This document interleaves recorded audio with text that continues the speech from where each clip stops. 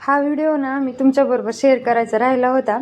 तर ह्या दुधाला तुम्ही कच्चं दूध म्हणता, खरवस म्हणता की चीक म्हणता ते मला नक्की कमेंटमध्ये सांगा बरं का.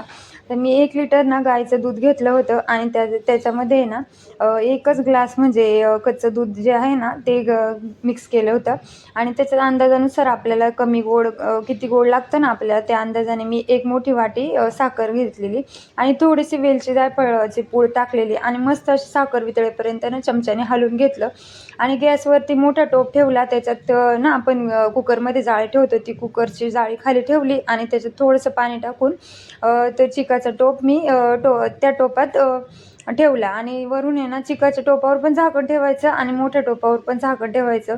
मस्त असं 20 मिनिटं आहे ना शिजू द्यायचं. मी काय केलं होतं आदल्या दिवशी शिजवून घेतलेला आणि दुसऱ्या दिवशीपर्यंत म्हणजे सकाळपर्यंत फ्रीजमध्ये ठेवला. चिक आहे ना थंड झाला ना की एकदम असा मस्त कडक वड्या पडतात त्याच्या, असं नरम वगैरे नाही होत आणि टेस्ट पण खूप छान लागते थंडगार खायला. पण बघा मस्त मी ना अशी टेस्ट करते. आता पुढे गंमत आहे बघण्यासारखी, कारण माझ्या दातांची ट्रीटमेंट चालू आहे त्यामुळे मला थंड गरम अजिबात जास्त काही लागलं ना दातांना की एकदम असं झिंझिण्या येतात. खरवस तर एवढा छान झालेला म्हणजे मी चीक पण म्हणते खरवस पण म्हणते.